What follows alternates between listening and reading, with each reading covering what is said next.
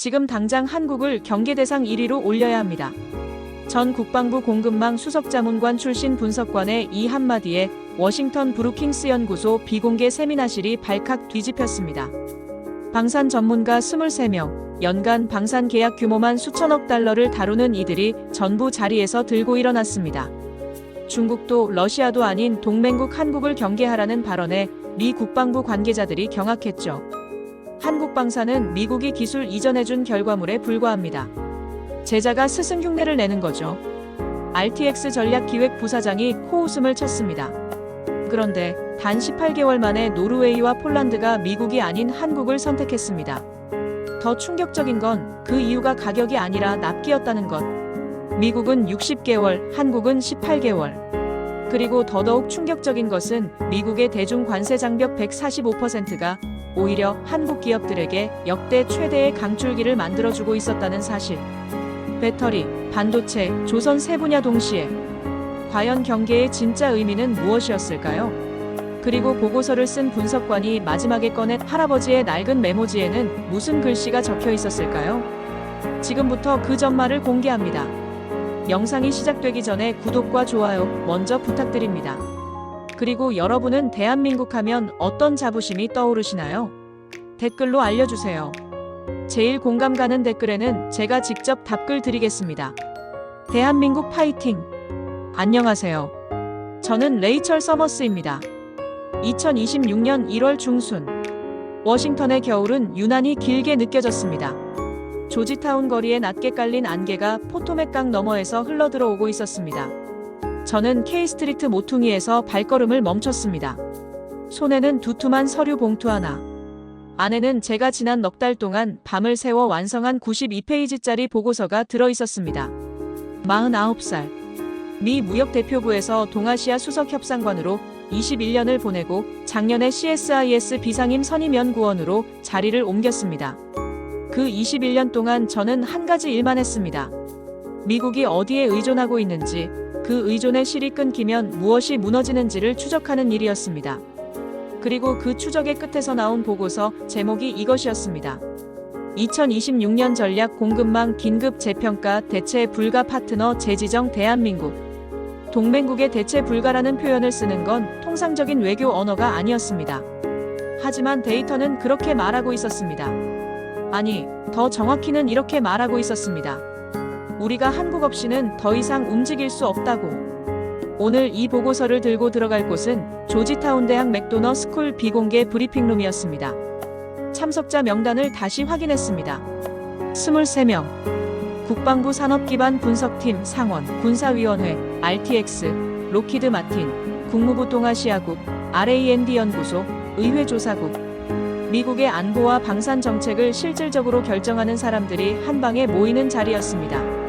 빌딩 유리문에 제 얼굴이 비쳤습니다. 안개 속에서 실루엣처럼 보이는 얼굴이었습니다. 저는 잠깐 멈췄습니다.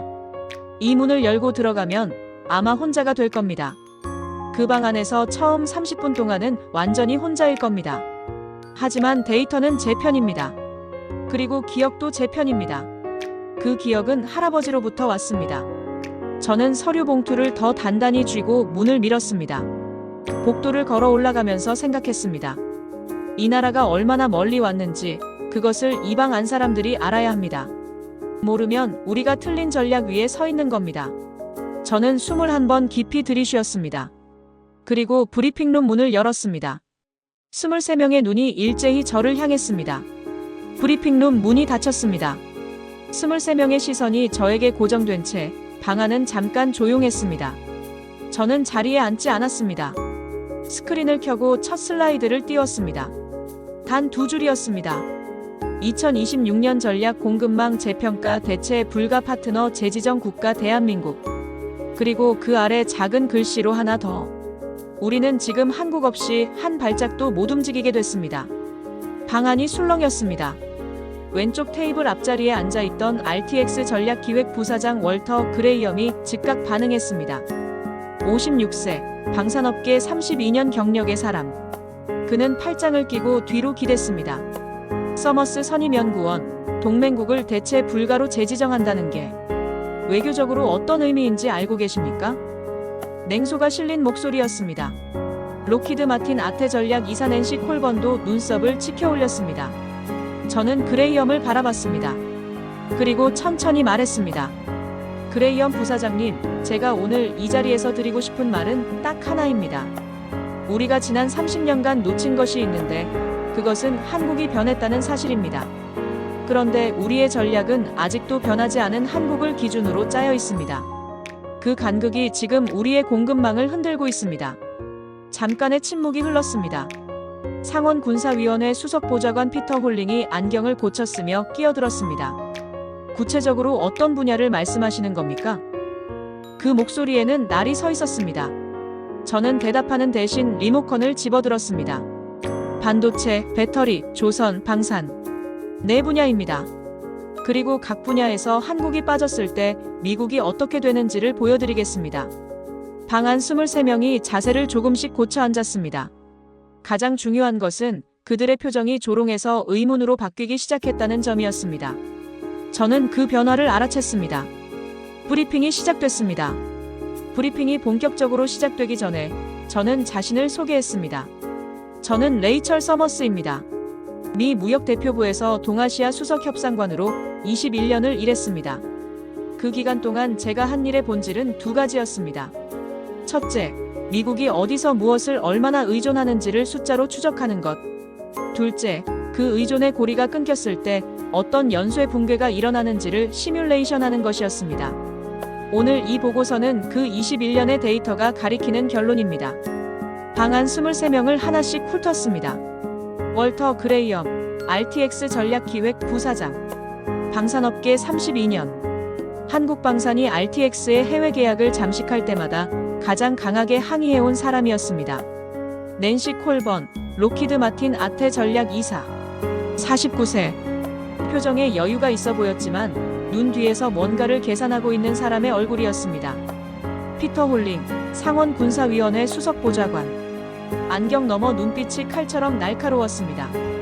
그리고 브리핑룸 가장 구석 자리에 한국계 미국인 여성 연구원 한 명이 조용히 앉아 태블릿을 들여다보고 있었습니다. R&D 연구소 한반도 안보팀 수석연구원 신혜원, 41살. 브리핑 시작부터 지금까지 단 한마디도 하지 않은 사람이었습니다. 뭔가를 확인하는 것 같았습니다. 저는 이 방에서 가장 강하게 반발할 사람이 그레이엄이라는 걸 알고 있었습니다. 가장 논리적으로 압박해올 사람은 홀링이었습니다. 그리고 가장 마지막에 결정적인 말을 할 사람은 국무부 동아시아국 선임 고문 자리에 조용히 앉아있는 62살의 로버트 빈센트라는 걸 직감했습니다. 40년 외교관. 이 방에서 가장 무거운 이름을 가진 사람이었습니다. 21년의 데이터가 지금 이 방 23명을 향하고 있었습니다. 저는 첫 번째 슬라이드를 넘겼습니다. 2022년부터 2026년까지 한국이 채운 자리들을 보여주기 시작했습니다. 이 자리들은 애초에 미국이 채웠어야 했던 곳들이었습니다. 첫 번째 슬라이드를 넘기자마자 월터 그레이엄이 끼어들었습니다. 예상했던 공격이었습니다. 서머스 선임연구원, 잠깐요. 그가 팔짱을 풀고 테이블에 두 손을 올렸습니다. 저 한 가지만 물어보겠습니다. 한국이 지금 K 전차를 팔고 KF-21 전투기를 만들고 천국 미사일을 수출하는 게 가능한 이유가 뭔지 아십니까? 우리가 F-16을 팔아줬고 패트리어트를 설치해줬고 이지스 기술을 이전해줬기 때문입니다. 우리가 씨앗을 심어줬더니 그 숲꾼을 아래서 이제 우리 보고 비켜달라는 거 아닙니까? 목소리가 점점 올라갔습니다. 낸시 콜번이 바로 거들었습니다. 보고서 61페이지에 2025년 한국방산 수출 계약액이 152억 달러라고 나와 있습니다. 인상적인 숫자입니다. 그런데 우리 로키드 마틴 단일 기업 연간 매출이 680억 달러를 넘습니다. 규모의 문제를 무시하시는 건 아닌가요? 표정이 여유로웠습니다. 확신에 찬 사람의 얼굴이었죠. 피터 홀링도 끼어들었습니다. 목소리가 칼처럼 날카로웠습니다. 대체 불가라는 표현은 법적으로도 정치적으로도 문제가 됩니다. 동맹국에게 대체 불가라는 표현을 쓰면 그 동맹국은 협상 테이블에서 무한정 가격을 올릴 권리를 부여받은 것처럼 행동할 겁니다. 그 리스크를 감수하면서 이 브리핑을 소집한 이유가 무엇입니까? 세 사람이 동시에 치고 들어온 완벽한 포위였습니다. 방 안에 웃음기가 흘렀습니다. 몇몇이 고개를 끄덕이고 있었습니다. 완전한 고립의 순간이었습니다. 저는 커피잔을 천천히 내려놓고 일어섰습니다. 손이 흔들리지 않았습니다. 21년이 이 순간을 위해 있었습니다. 그레이엄 부사장님 맞습니다. 우리가 씨앗을 심었습니다. 그런데 그 나무가 얼마나 자랐는지, 지금 어디에 뿌리를 내리고 있는지 그걸 직접 보신 적이 있으십니까? 저는 리모컨을 집어들었습니다. 숫자가 시작됩니다. 세 사람의 동시 공격 직후 저는 손을 들어 잠깐 물을 마시겠다고 양해를 구했습니다. 브리핑룸 밖 복도로 나왔습니다. 복도 끝에 창이 하나 있었습니다.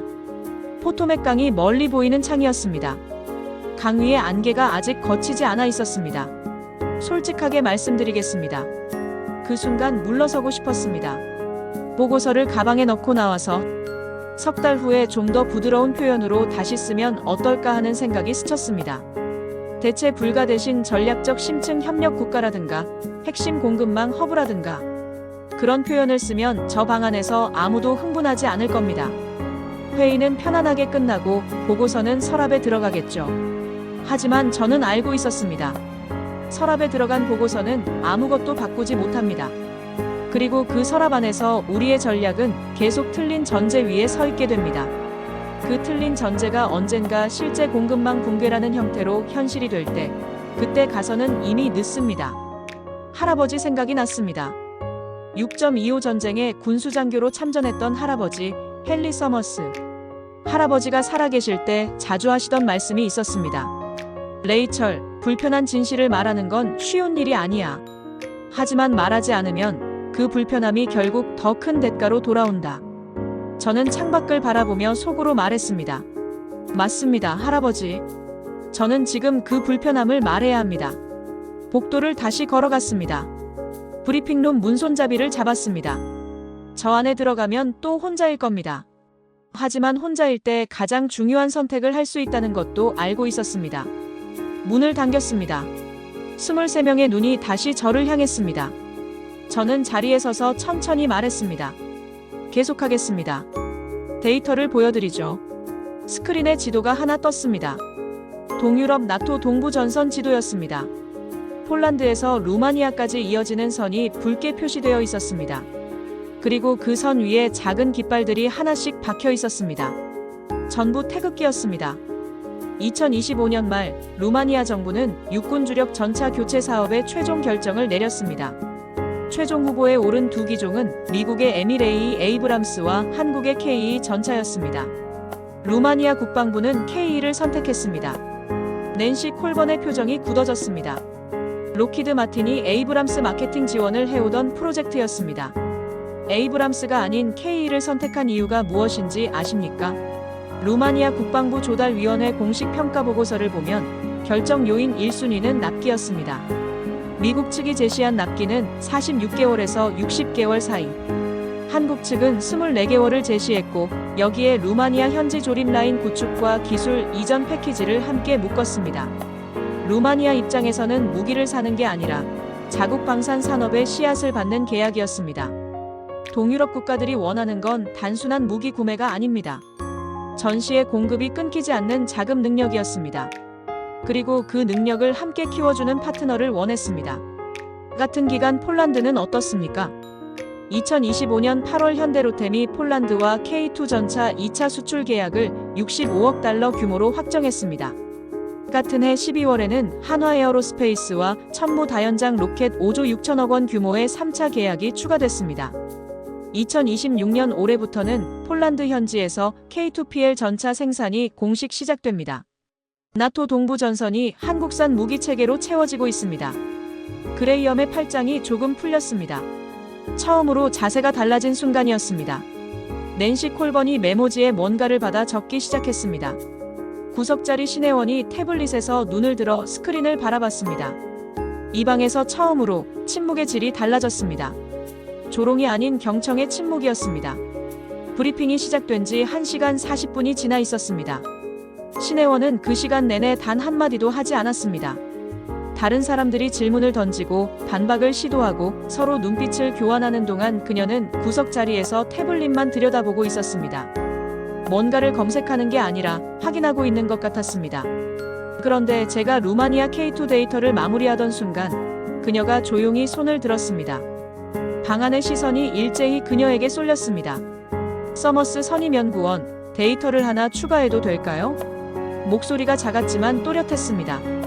방금 전 SIPRI가 공개한 2025년 최신 보고서입니다.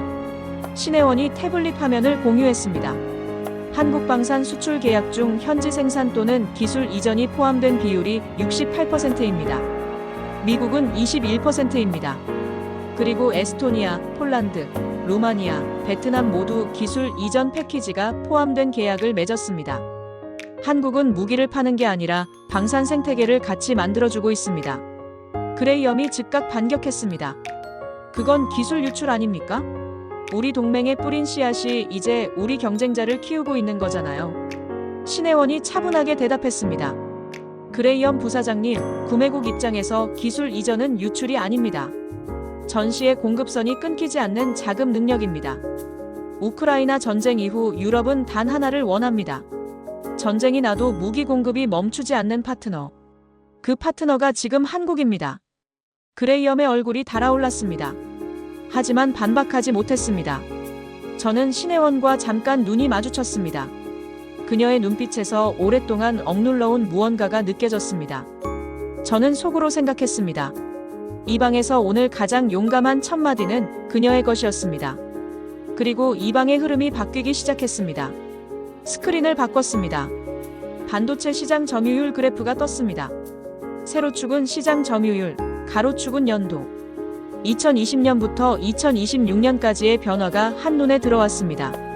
2026년 현재 전 세계 AI 산업은 HBM이라 부르는 고대 역폭 메모리 반도체를 중심으로 돌아가고 있습니다.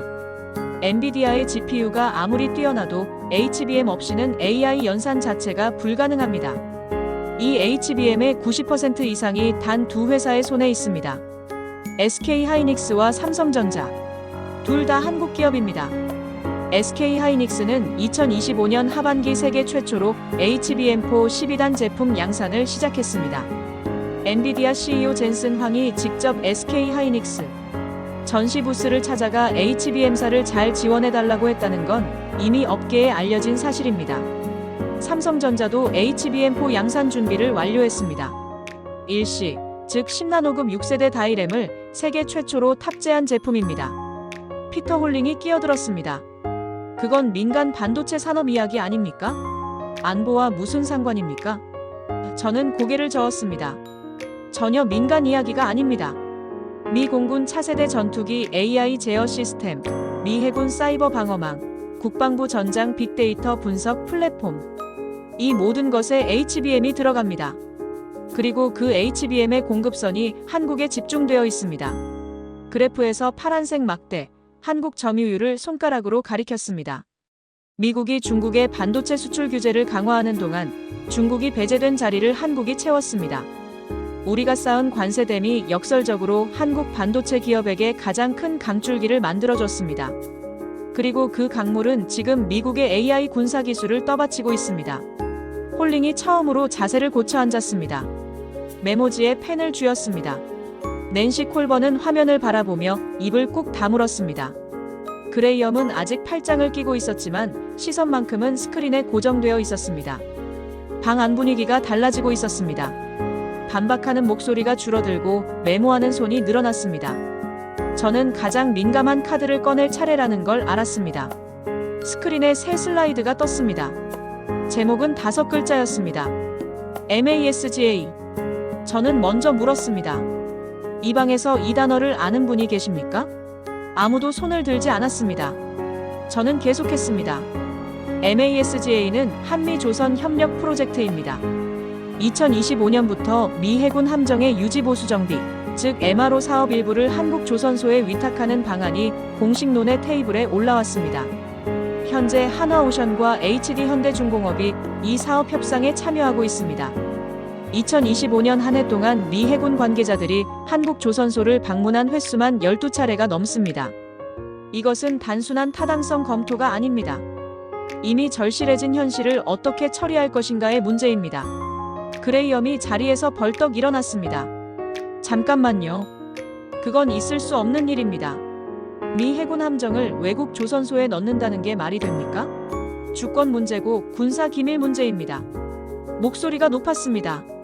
저는 그를 바라봤습니다. 그레이엄 부사장님, 말이 안 되는 게 아닙니다. 어쩔 수 없는 겁니다. 스크린에 다음 슬라이드가 떴습니다. 미국 조선업 현황이었습니다. 버지니아급 핵추진 잠수함 연간 생산 목표는 2척. 실제 생산은 1척. 목표의 절반이었습니다. 원인은 복합적이었지만 결과는 단순했습니다. 미국 해군 조선소에서 군함 용접을 할 수 있는 숙련 기술자가 전국 합산 5,000명을 겨우 넘습니다. 한화오션과 HD 현대중공업 두 곳에만 2만 명이 넘는 숙련 기술자가 있습니다. 설비 규모도 마찬가지입니다. 한국 두 조선소의 도크 수용 능력이 미국 전체 조선소를 합한 것보다 크다는 수치는 이제 공개된 데이터입니다. 그레이엄이 천천히 자리에 앉았습니다. 팔짱을 낀 손이 풀렸습니다. 조롱의 기색은 완전히 사라졌습니다. 그 자리에 불편하지만 부정할 수 없는 현실이 들어와 있었습니다. 방안이 무거워졌습니다. 23명 중 누구도 반박하지 않았습니다. 이 방에서 처음으로 완전한 이해의 정적이 내려앉았습니다. 저는 그 정적이 얼마나 소중한 것인지 알고 있었습니다. 분위기가 흔들리기 시작하자 그레이엄이 전략을 바꿨습니다. 이번에는 데이터가 아닌 정치적 언어로 왔습니다. 서머스 선임연구원. 그가 천천히 계산된 속도로 말했습니다. 당신 논리를 다 인정합시다. HBM도 조선도 K2 납기 데이터도 다 맞다고 칩시다. 하지만 대체 불가라는 표현은 절대 안 됩니다. 그가 자리에서 일어섰습니다. 이 보고서가 한국 언론에 한 줄이라도 유출되면 어떻게 됩니까? 한국 내 정치권이 이걸 협상 카드로 씁니다. 방위비 분담금 테이블에서 우리를 볼모로 잡습니다. 더 나쁜 건 중국이 이걸 보고 한미 동맹에 균열이 생겼다는 신호로 읽는다는 겁니다. 우리가 스스로 약점을 만드는 것과 같습니다. 낸시 콜번이 끄덕이며 거들었습니다. 그 부분에서는 동의합니다. 외교적으로 표현 자체가 너무 자극적입니다. 한국을 대체 불가로 규정하면 미국 방산업계 전체가 한국에 종속된 것처럼 비춰질 수 있습니다. 우리 업계 입장에서는 받아들이기 어렵습니다. 피터 홀링이 냉정하게 끼어들었습니다. 상원 외교위원회에서 이런 표현의 보고서가 공개된다면 정치적 파장이 상당할 겁니다. 언어를 수정하지 않으면 이 보고서는 공식 채널로 올라갈 수 없습니다. 세 사람이 다시 한번 포위하는 형국이었습니다. 방 안에 몇몇이 고개를 끄덕였습니다. 5초간 정적이 흘렀습니다. 23명의 시선이 모두 저를 향했습니다. 브리핑룸 형광등이 유난히 차갑게 느껴졌습니다. 이것이 진짜 위기였습니다. 데이터로는 이겼지만 정치적 언어로 지고 있는 상황이었습니다. 숫자가 아닌 인식의 싸움이었습니다. 저는 리모컨을 테이블 위에 내려놓았습니다. 화면에 있던 슬라이드를 지웠습니다. 그리고 잠깐 눈을 감았습니다. 숫자의 싸움은 끝났습니다. 이제 기억의 힘을 꺼낼 차례였습니다. 데이터가 머리를 움직인다면 기억은 마음을 움직입니다. 저는 그것을 오랫동안 알고 있었습니다. 저는 스크린을 완전히 껐습니다. 그래프도 표도 숫자도 없이 브리핑룸에 남은 건 23명과 저, 그리고 1월 오후의 차가운 창가빛 뿐이었습니다. 방안이 의아해졌습니다. 누군가는 눈을 깜빡이고 누군가는 테이블 위 서류를 바라봤습니다. 개인적인 이야기를 하겠습니다. 저는 잠깐 숨을 고르고 말을 이었습니다. 제 할아버지 헨리 서머스는 1951년 26살의 군수장교였습니다. 한국전쟁이 한창이던 해에 부산항에 도착했습니다. 할아버지는 도착 후 할머니에게 편지를 쓰셨습니다. 그 편지 묶음이 지금도 저희 집 상자 안에 남아 있습니다. 제가 어릴 때부터 그 편지들을 읽으며 자랐습니다. 그중 한 장이 있습니다. 1951년 4월. 할아버지 손글씨로 이렇게 쓰여 있었습니다. 오늘 부두에서 물자를 내리다가 잠깐 멈췄어. 부두 옆 골목에 아이 4명이 군용 상자 위에 올라가서 멀리를 바라보고 있었거든. 그 눈빛이 이상했어. 전쟁 중인 나라의 아이들인데 눈이 꺼져 있지 않았어. 슬프거나 두려운 눈이 아니었어. 뭔가를 향해 달려가려는 것 같은 눈이었어. 포기라는 단어를 태어나면서부터 배우지 못한 사람들의 눈빛이었어. 마가렛, 나 이 나라 아이들 눈빛이 잊히질 않아. 이 나라 분명히 일어설 거야. 방안이 완전한 정적에 쌓였습니다. 형광등이 윙하는 소리가 들릴 정도였습니다. 신혜원의 눈가가 붉어졌습니다. 낸시 콜번이 손에 들고 있던 펜을 내려놓았습니다. 피터 홀링이 안경을 벗고 눈을 비볐습니다.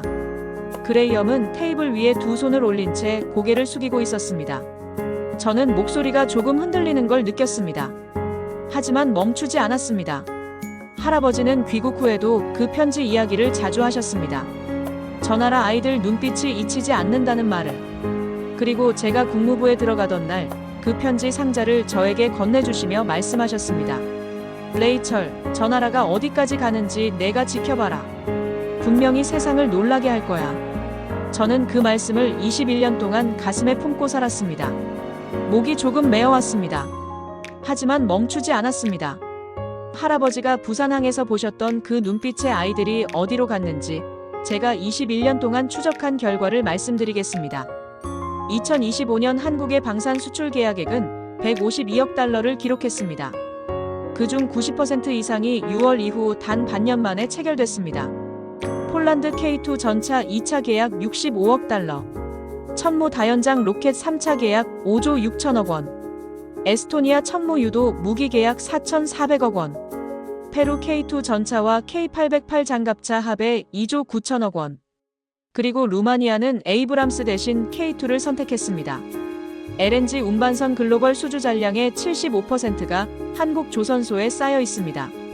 AI 전쟁의 핵심 부품인 HBM 반도체는 90% 이상이 한국 두 기업에서 나옵니다. 그리고 지금 미 해군이 자국 함정 정비를 한국 조선소와 논의하고 있습니다.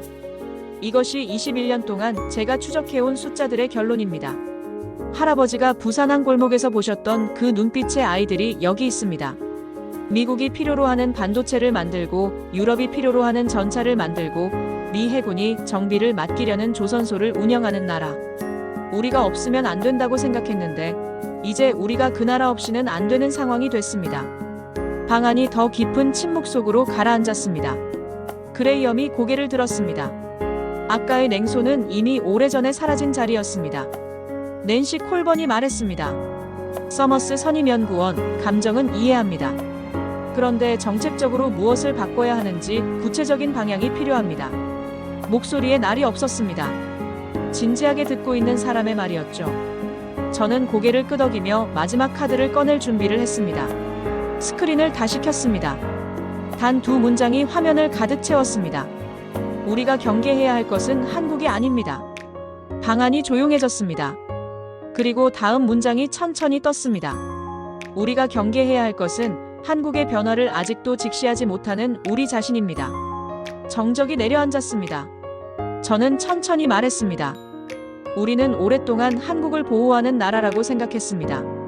안보 우산을 씌워주는 나라, 무기를 팔아주는 나라, 기술을 이전해주는 나라. 그 역할 안에서 편안하게 있는 동안 우리가 놓친 것이 있습니다.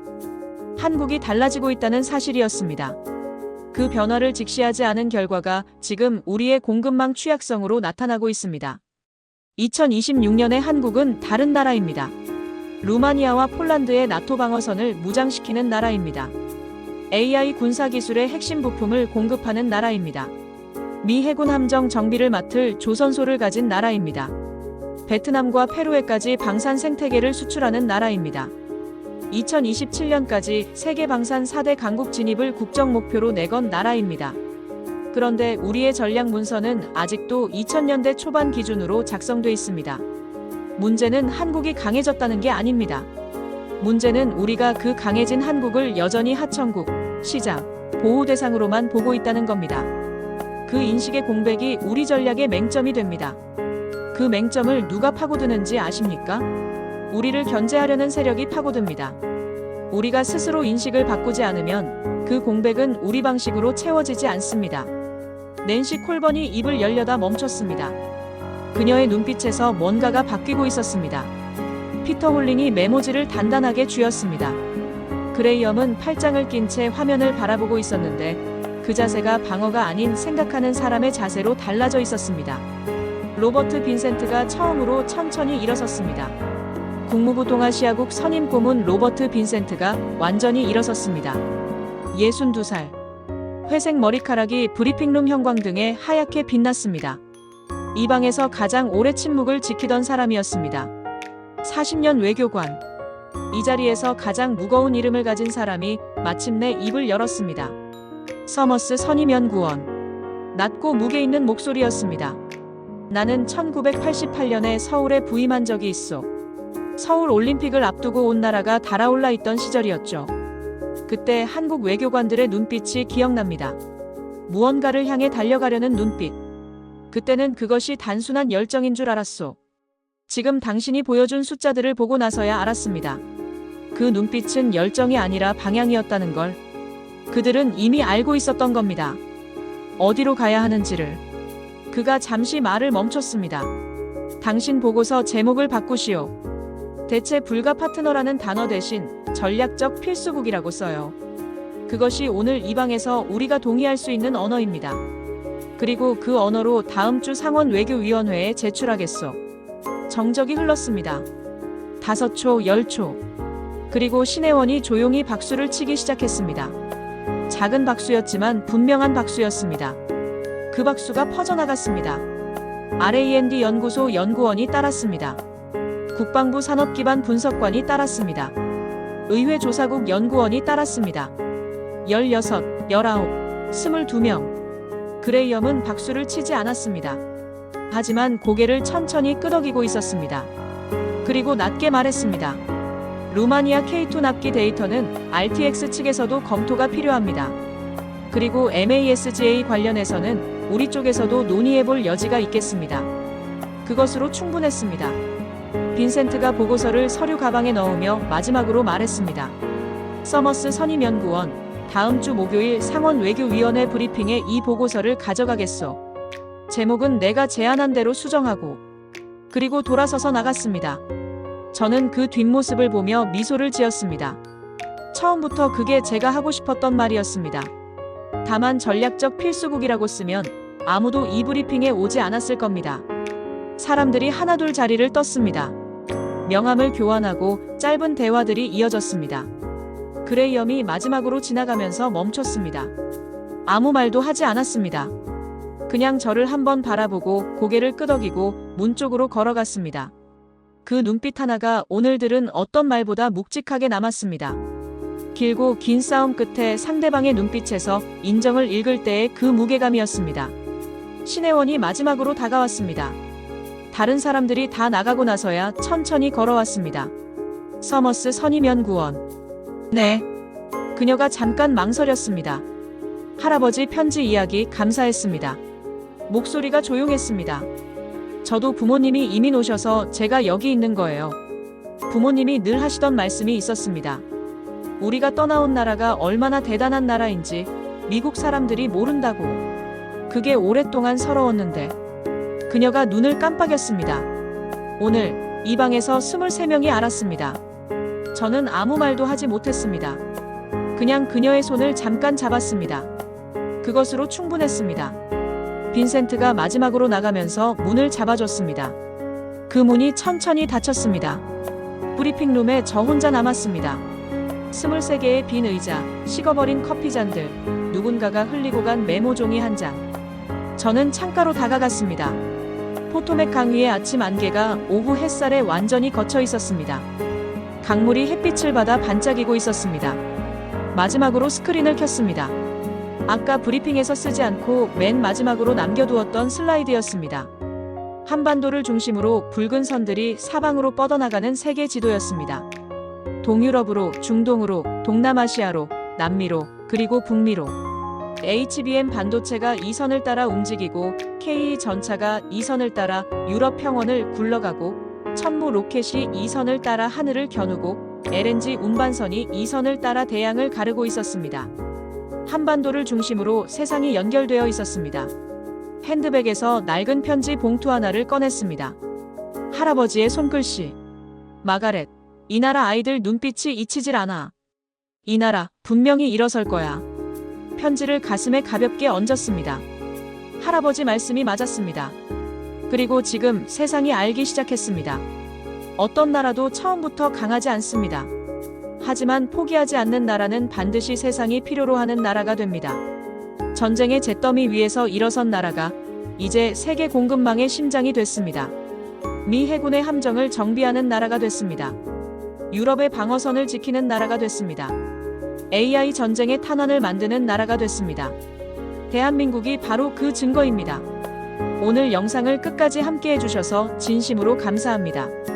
이 이야기가 가슴에 조금이라도 남으셨다면 구독과 좋아요 꼭 눌러주세요. 소중한 가족과 지인분들께 공유해주시면 더 많은 분들이 우리나라의 저력을 알 수 있습니다. 오늘 영상을 보시면서 가장 먼저 떠오르신 대한민국의 자랑이 무엇인지 댓글로 꼭 남겨주세요. 여러분 한 분 한 분의 댓글이 이 채널을 만드는 가장 큰 힘입니다.